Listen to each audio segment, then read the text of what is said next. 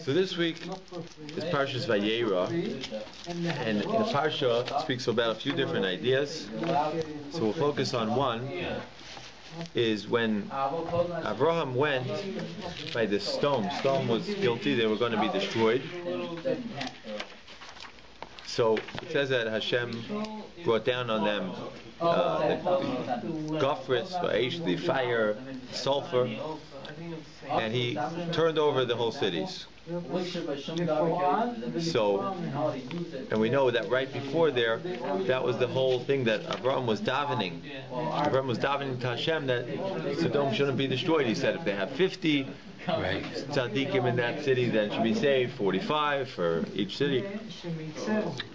So the Gemara, the Psukim speak out that he wasn't successful in saving them. They didn't have 9 tzaddikim for each city. So he went home, and it said that he left, and when he left, so that means the defender left. So the Rashi says once the defender leaves, the accuser comes, and therefore Hashem destroys the cities. So the pasuk says, let's see pasuk right after the city, all the cities get destroyed. It says in pasuk Chav Zayin, Vayashkem Perek Yotes pasuk Chav Zayin. Got that? Vayashkem Avram Baboker. So Avram woke up early in the morning. Got it? Yeah. He woke up early in the morning. El Amakai Asher Amad Sham, to the place where he had stood there. Amad means he stood. Sham is there. It's Pnei Hashem when he was davening to Hashem, right? Because earlier he had davened. So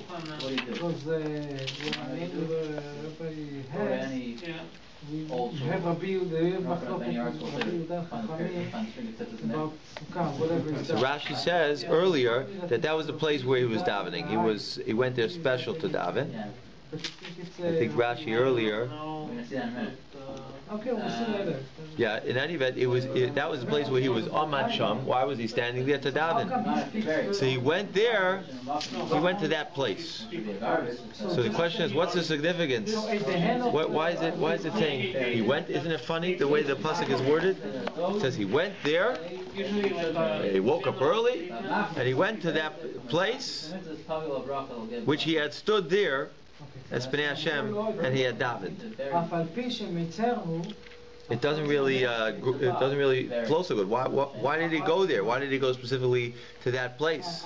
This is a big question. Why did he go specifically there? So the Gemara learns out a very interesting thing from the fact that it says this.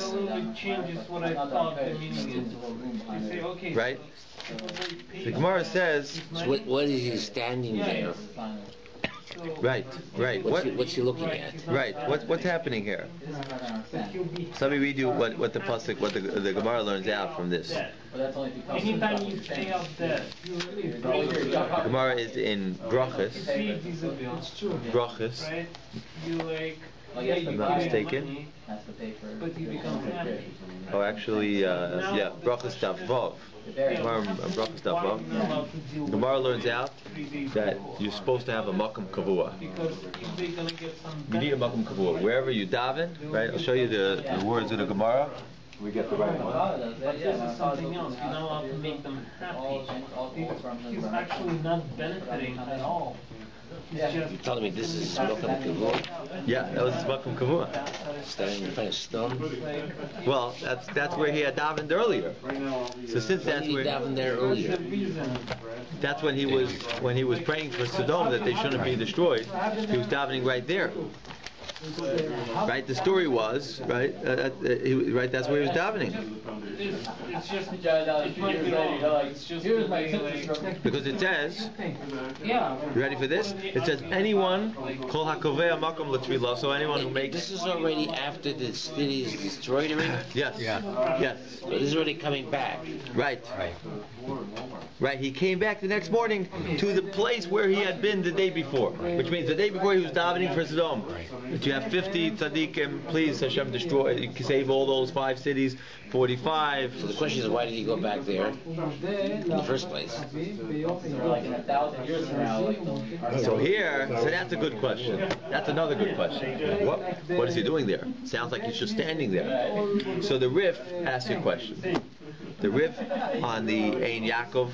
Ein Yaakov is on all the different Gemaras, the Midrash.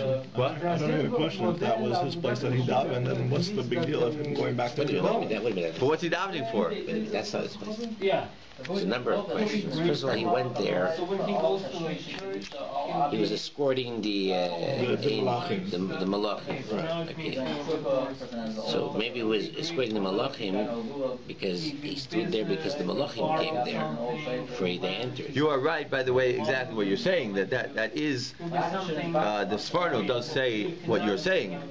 That he went to the place El HaMakom, to the place Sheliva, that he escorted the Malachim there, to that place. That was a mokum of Kavod. That was the place where Hashem was. It wasn't his mokum of Kavod, but it was the mokum that he recognized. He saw clearly that it was a mokum of Hashem. So that's why he went there. Yeah, so he went to that place where he saw Hashem. Hashem was in that place. The Malachim were there. But that's what the Sforno says. But the Gemara says an interesting thing. The Rif is in the back of the Gemara. The Rif says he went there because now, right, he has Lot. Lot is on the way to being saved. So he wanted at least Lot should be saved it should be a safe escape, and he should be saved. So he went to daven for Lot. Now, that's what the Rif says. But he didn't know where Lot was. Right. It comes out. Yeah, he was maybe. He Lot davened ran to the cave. Right. So he didn't know where Lot was. Right. Comes out like you have to read and keep the whole picture. You're keeping the whole picture in mind. If the picture was that he davened, and then when it reaches Shlishi, right, Pasuk Lam Gimel, it says that he finished davening. He says, I can't daven anymore, right? Parak says Pasuk Lam Gimel. He said, Abraham tried, he left. He went back to his place. Right? See by Shlishi, it says, Abraham Shavlim Kaimai. He said, I don't know what to do. I can't help you anymore. He tried to daven, and he wasn't able to. He wasn't able to be successful. So then the next pasuk says that the Malachim came to Sodom, and they were on their way ready. They went to get Light out. Light greeted them, the whole story. And then what happened? He took them out, and as they were leaving, the wife of Lot, she turned around, and she saw everything was being destroyed, and she turned into a pillar of salt, according to Rashi. And then the next pasuk starts, right? That's where we're up to right here. That's where this pasuk says, Avram woke up in the morning, and he went to the place where he stood there, and he looked and he saw Sodom and Amorah. He looked at Sodom, and he saw that it was a flattened, and it was a pillar of smoke. It was like a oven. It is, it has a pillar of smoke just coming out, billowing out of it. And then the pasuk says that Lot says that Lot. Sorry, you said before that somebody said that the wife turned to a pillar of salt, but it's right in the Torah, no? She became a pillar of salt? No, well, it doesn't say that in the Torah, it says that in the English. What is it in Hebrew? How's the word on Kof Vav? Well, all the pasuk says, literally, right? Maybe it's not the pasuk Vav, right? It's not the classical way of learning, but all the pasuk says that Vatabed, right? Look at pasuk Vav. Vatabed Ishtay me'acharav. That Lot's wife turned from behind him, right? Which means because he was in the back, and she turned around. But now it says something was, and if it was or she was Nitiv Melech, a Nitiv, a standing salt, like a standing salt. Now the question is, what is that going on? Maybe that's going on the cities of Sodom. Maybe when she turned around, she saw that the cities of stone turned into a standing of salt. Provides for money, and you don't get Right? the same. Maybe that could be the idea. The same. And Ashrin, it's the same thing. That's the idea. Well, there is something with the fact that they weren't allowed to turn around. Right, that's for sure. That's for sure. So there is something with the fact that they weren't allowed to turn around. Right. Why they weren't allowed to turn around, I don't know. So Rashi says that she is not fitting to look while Sodom was getting destroyed because she was as wicked as them, and she by right should have been destroyed. All of them. Now, why just to her? Right, all of them. Yes. Because So- that commandment was for all of them. Right, you're right. It's true. You're right. So they were all wicked. So Rashi says that all of you, the Malach told them, you're really wicked. You shouldn't be saved. The only reason you're being saved is because of the merit of Avram. So therefore, you have a special merit why you're being saved, but it's not fitting that you should be looking and watching their piranhas, their punishment.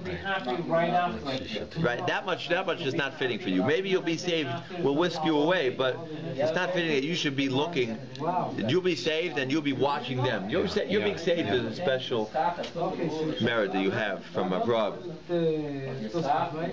So therefore, that's what they bring down. Rashi says that you don't have the right to be looking at their punishment like you're okay.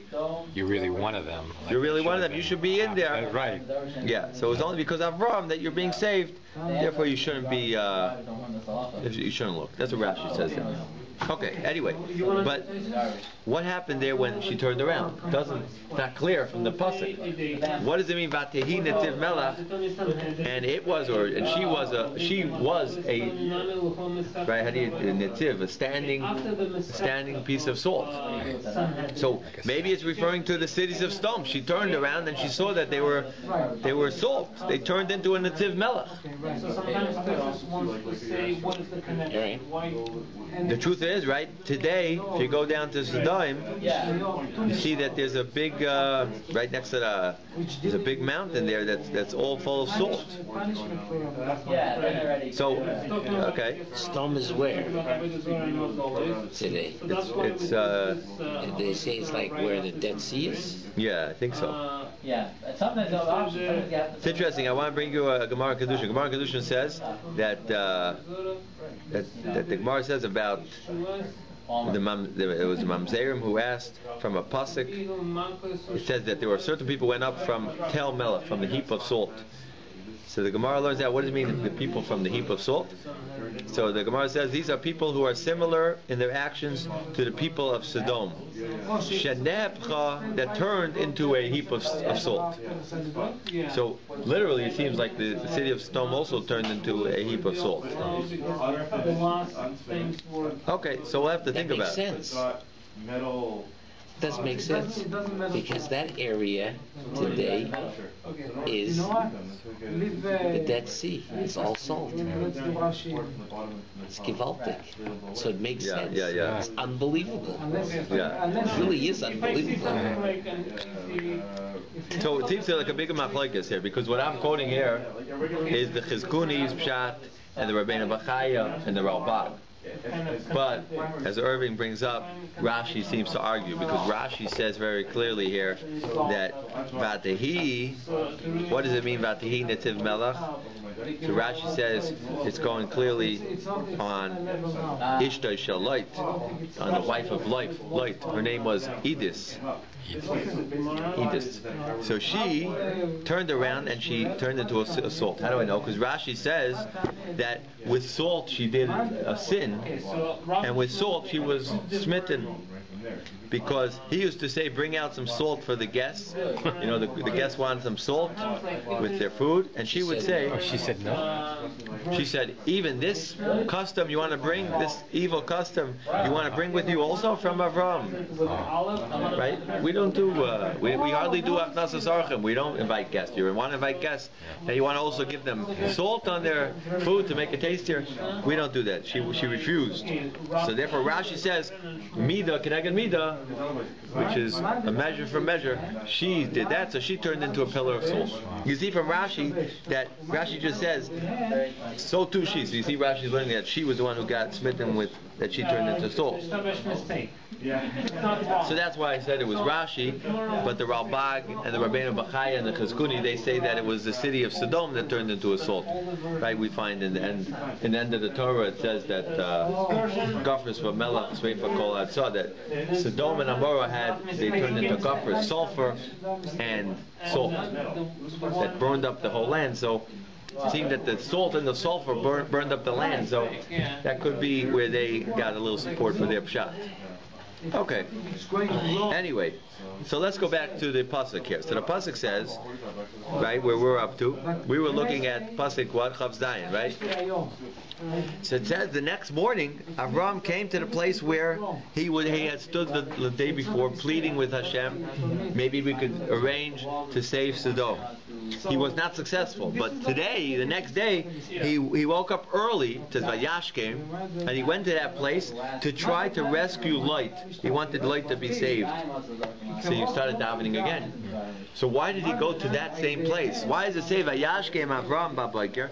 He woke up early and he went to the place Ela Makom, to the place Asher Amad Sham, where he davened yesterday. He stood in front of Hashem.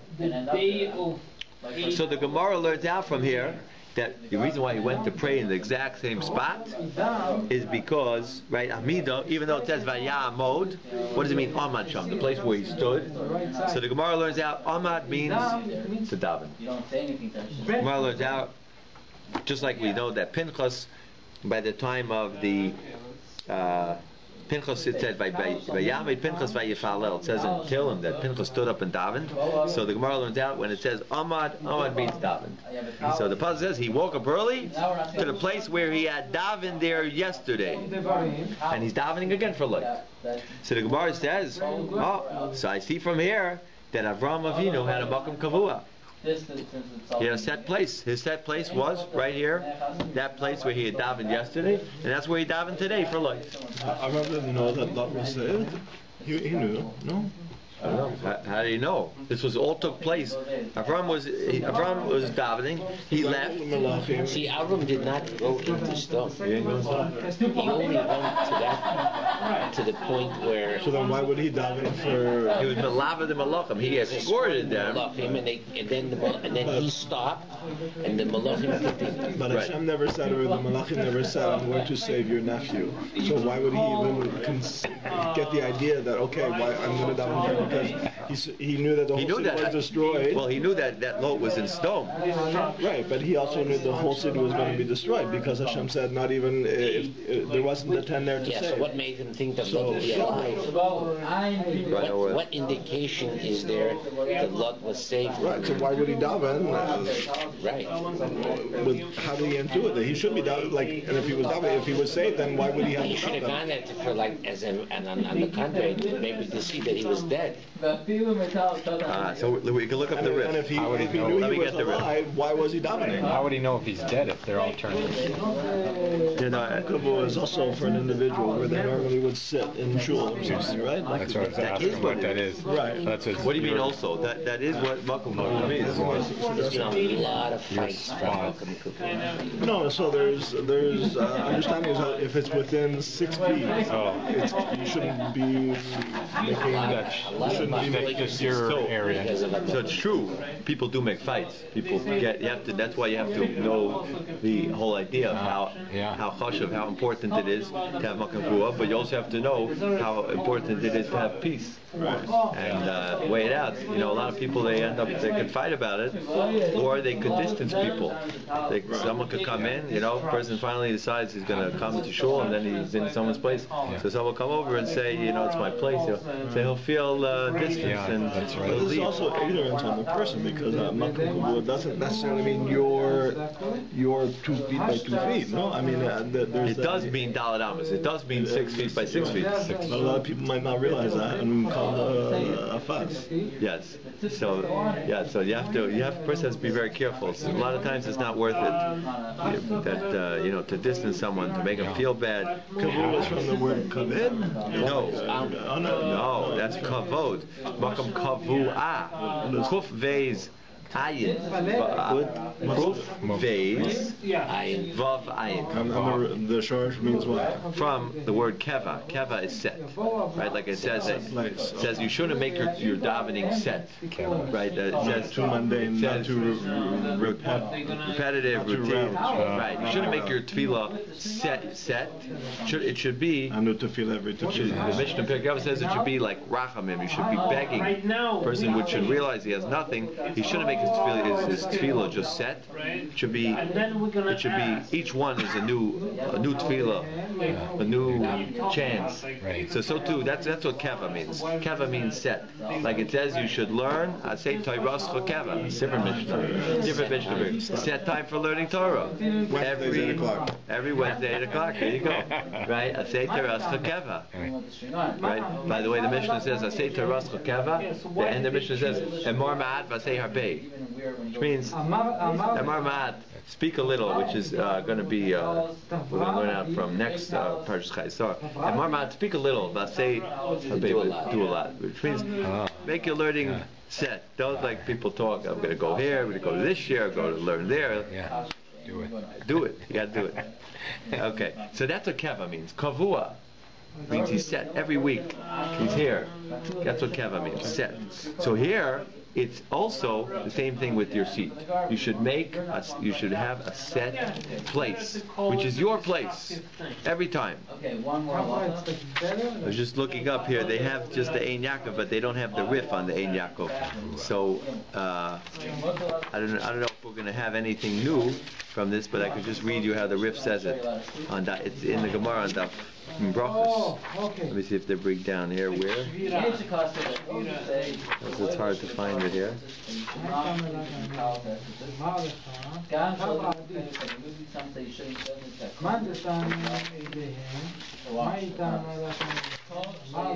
about in the Kolo? But, here we go. I think this is the right place. However, nowadays between them, we also tend to draw things. We translate Tava. Yeah, but okay. Well, we have to look up the other. Okay.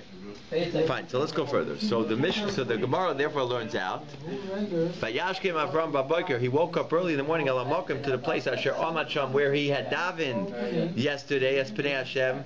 He had davened to the face to Hashem, and he went to there to daven again. So the Gemara therefore learns out the following words. Gemara learns out. Amar. I'll read it outside. Amar Reb Chelbai. Reb Chelbai said. Amar Reb Huna, in the name Reb Huna. Kol hakoivei makam l'tfilah. If you get a set place, if you have a set place where you're going to daven, and you stay there and you daven there every time, Elokei Avraham be'ezro, and the God of Avraham will be at your help. He'll be a help to you. That means the merit of Avraham. Avraham, he had a set place. We learn him right here. So if you have a set place, the God of Avraham will help you.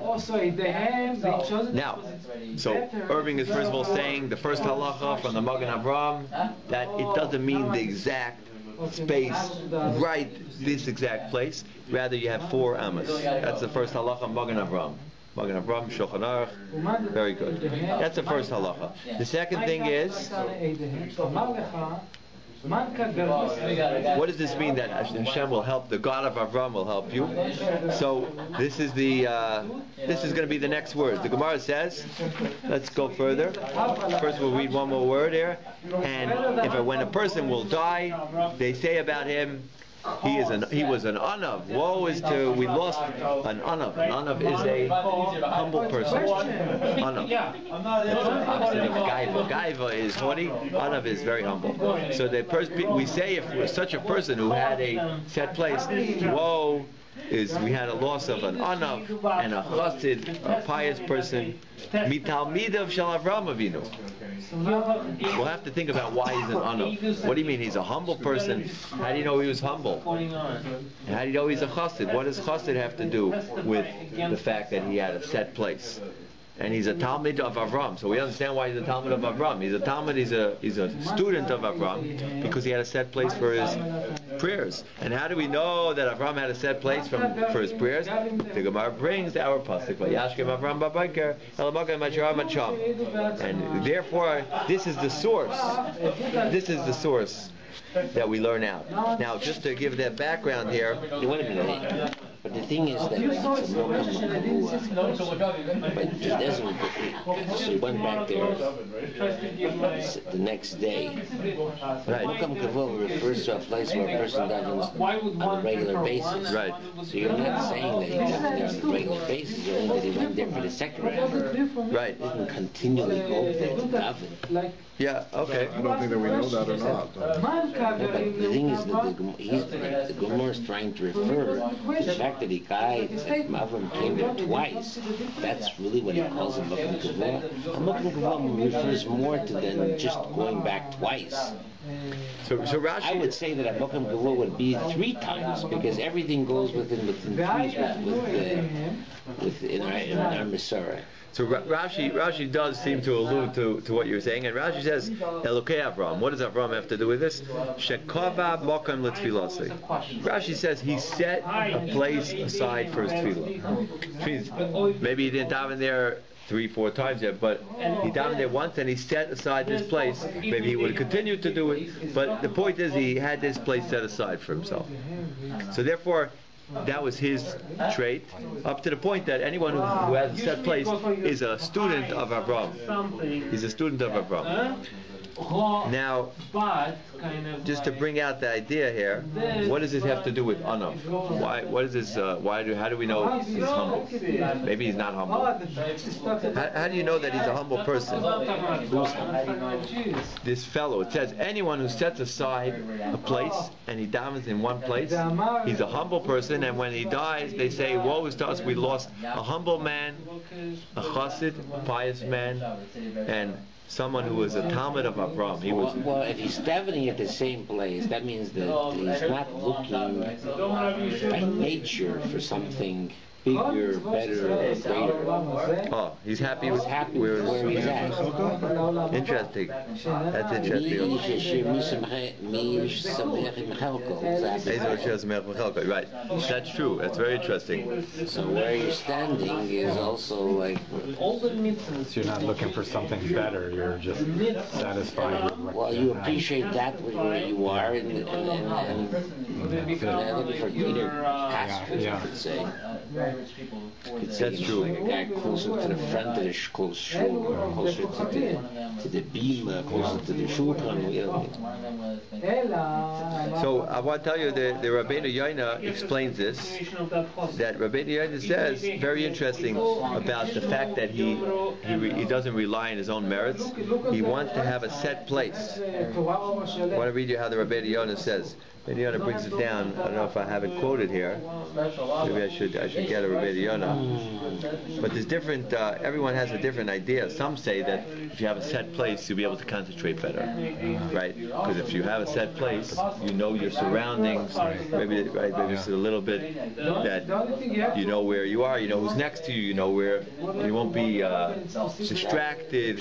It's just, you're already used to where you are. That's the Meiri's idea. That's the Meiri's pshat. But I want to show you the pshat that the Rabbeinu Yoina says. Rabbeinu Yoina says a beautiful idea.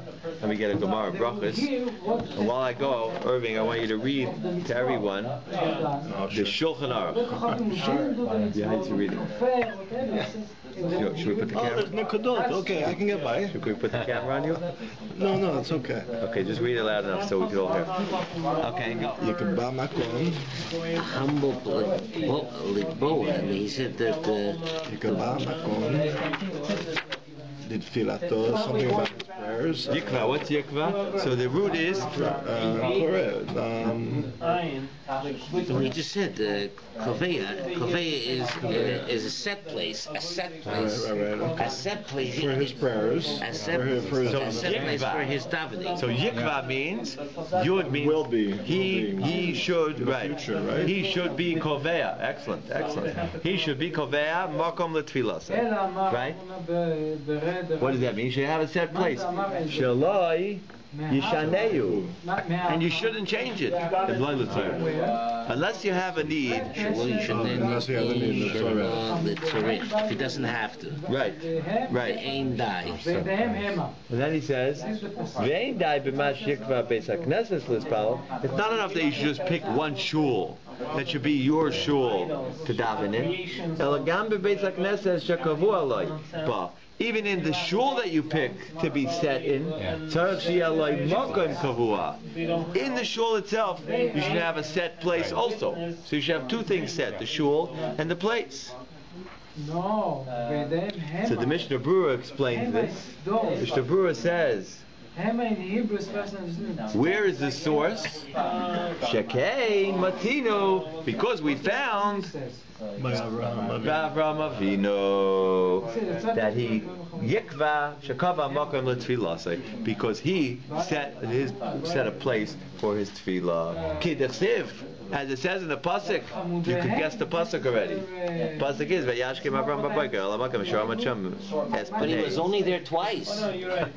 I know, but he set aside his place. That is his place. That's my place. The first time you walk into a shul and the Gavai says you could sit in this seat, you say this is my seat. That's your Makom Kavua already. You set it aside already. Even the first time. Now, I want to just add one more point to what you were saying before, that it's really primarily for Shmona Esrei, which is the main, that's the Amidah when we actually beseech to Hashem, we daven to Hashem. That's the main point where you should try to be within the space of the 4 amas of your place. That's the main time.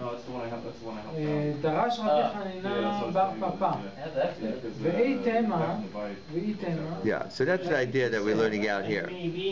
They bring down a lot of different things. Or you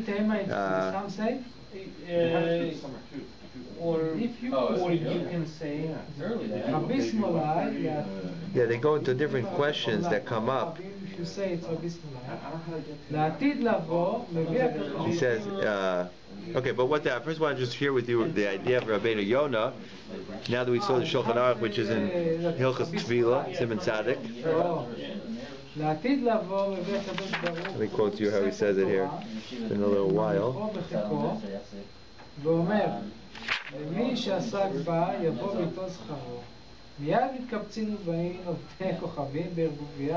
שנאמר, כל הגויים נקבצו יחדיו, נקבצו יחדיו. זה סעד פסוק. אמר להם, to continue the midrash, אמר להם הקדוש ברוך הוא, אל תיכנסו לפניי ברבייה, אלא תיכנס כל אומה ואומה, ובביאת צעד האומות together. אומה ואומה,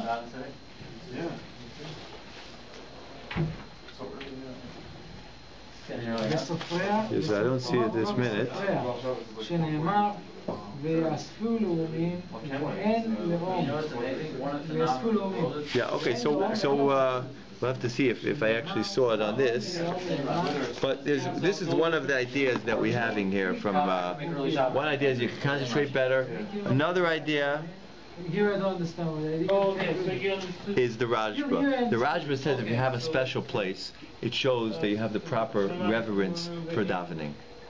It's not just you come, you breathe in, and wherever you find a seat, you just sit down and you come, you go. No, you have a special place. It's special for you right here. So you're showing there's awe. I'm coming to daven in front of Hashem. I have a set place. So that's the Rajba's idea. So it's an argument here. What's the idea behind this? Those are two ideas, which are the main two ideas. Now, it also, they bring down an interesting idea that it's not. Yeah, it's also not like a burden. Same, all related. Now, I just want to share with you a question that he brings down over here. What is the best? How much preference should you give this Makom Kavua, the place, right? We're saying you should always have a set place. So he has the question of, let's say you're faced with, you have to make a decision here. How much preference should you give?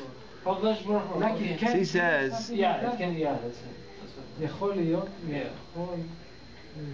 First of all, he says that Avraham Avinu, we did find that he went on his travels. He left where he was. So he obviously wasn't with his Makom Kavua forever. It says that he left, right? After this VAYERA Lemasav, he went on his travels. So they bring down that could be sometimes you'll daven in the summer in one place and in the winter in a different place. Right. So you have to make a new Makom Kavua in the winter. That will be his Makom Kavua. Doesn't mean for his whole life. And I want to just tell you that the Prima Gadim asked your question, and the Prima Gadim says that even in a place where you daven twice a year, well, he says, Beis Pamim B'Shana, that's enough to be called Yikva. You should still set aside your place, let's say twice a year you daven. So I have a question for you. You come to shul, to the same shul all the time. You sit in this one place all the time. One day you come into shul, there's somebody sitting on your place. What would you do? No, so I wouldn't kick him out, because you have to also treat people respectfully. And so you wouldn't say anything? No, I wouldn't say anything. It's because you want people to have a good taste of coming to shul, and if they get kicked out of the seat, they feel bad. Kind of Plus, you could take a chair at either side of his normal chair, and it would still be considered that same. Well, no, it's like 6 feet by 36 square feet. You have to work with it, no? Is it 36 square feet? 6 by 6. Could be 6 square 6 by feet. 6 is 6 by 6. Yeah, so is that what we talked about this once before for something else? I don't know. 6 feet by 6 feet. 6 feet by 6 feet. Yeah. That's a lot. Yeah. Yeah, well, it would be like from here, let's say, to that table, and let's say from here to there. So 3 chairs this way. That's 9 chairs all 6 and 6. Yeah, so that's true too. So you could try to work around it if you could, but if not, then it's better not to say anything. Now the question is, let's say you have a set place, but let's say it will cause you to have to skip part of your Sukkot December, part of your davening. You'll come late because you'll want to daven in your set place. Is it better to skip, or is it better to daven somewhere else, different place? So this is a question which they asked Reb Shlomo Zalman Auerbach. Right? So Reb Shlomo Zalman said it's better to daven in your place. Like one group. Because if you have to daven somewhere else, you'll get distracted, like that idea that the Be'eri said. And since you get distracted, you won't be able to concentrate with your Shemona Esrei. Therefore, he said it's better that you should go to your set place and daven there, even if it means you have to skip a little bit of your davening. That all the nation came in. Now, this is what I understand from the question. Talks about an Avel, How come also a mourner. So a mourner. He also, let's say he has to daven he has to lead the prayers.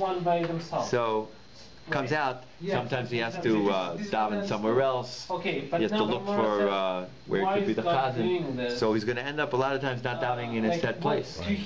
Specifically, I guess, because he has to move out of his 4 amas. Like even to go to the front of shul, he's moving his Makom Kavua. But he'll even maybe sometimes have to move the Makom Kavua of his shul. So again, Rabbi Yashiv says for Kibbud Av Ha'im, a person could pray and he could lead the prayers. It's a merit for the parents who pass away. So that's a merit. That's better. And that, on that, he says that takes precedence that he should move his place to be able to be the chazan and lead the prayers and have everyone answer Yehi Shmei Rabbah to him, and that will be a merit for his parents, because these words are Ein lecha tzorach gadol mizeh. There's no bigger tzorach, there's no greater need than that. As we read, right, the Shulchan Aruch writes, you shouldn't move im lo letzorach, unless you have a great need.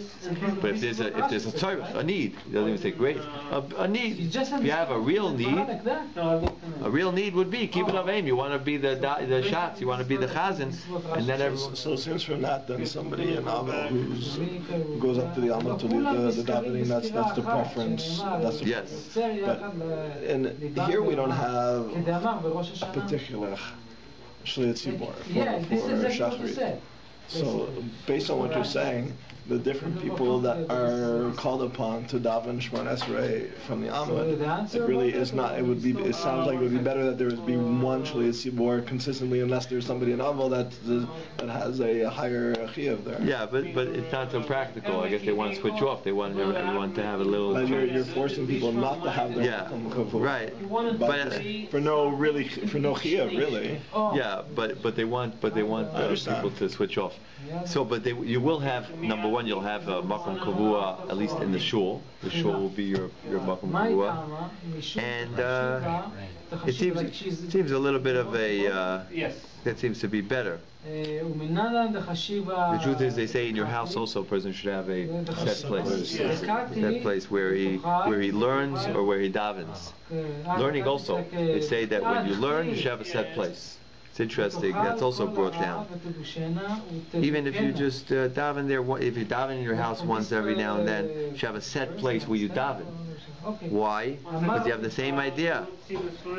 Same idea that you want to be set. You want to don't want to be distracted. That's the Rajva's shot, or that was the Meiri's shot. And the Rajva's shot, you want to show awe that you don't just jump into davening. You have a set place where you know that's your place. That's your special place. Now, just to bring out that idea of the Avel, an Avel has to change his place. Right? The rule is that after he finishes, when he becomes an Avel, when he becomes a mourner, this is in the same place. He moves his seat. Why? Is that right? Wow. It could be. Let me see. We see if they bring down the reason.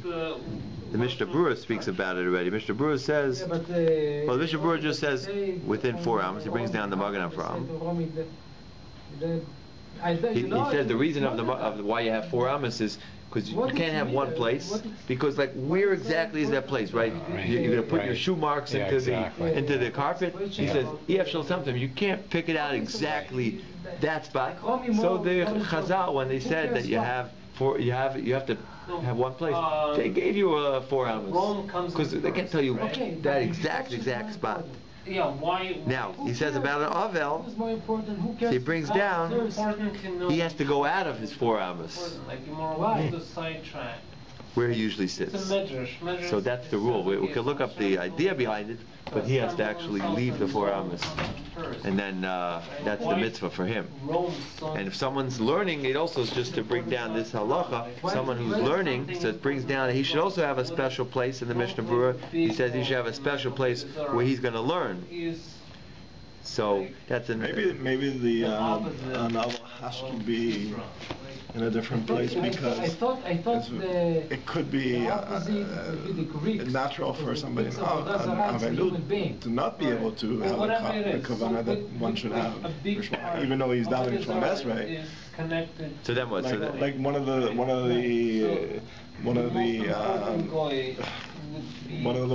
sources you brought down says to help you daven and to have the proper feelings of love, but somebody, it's understandable that somebody in Avel is challenged at that point with those. Right. So, but how will it help him by moving? Something about Rome. You should find like everything about. I don't know. It's just kind of.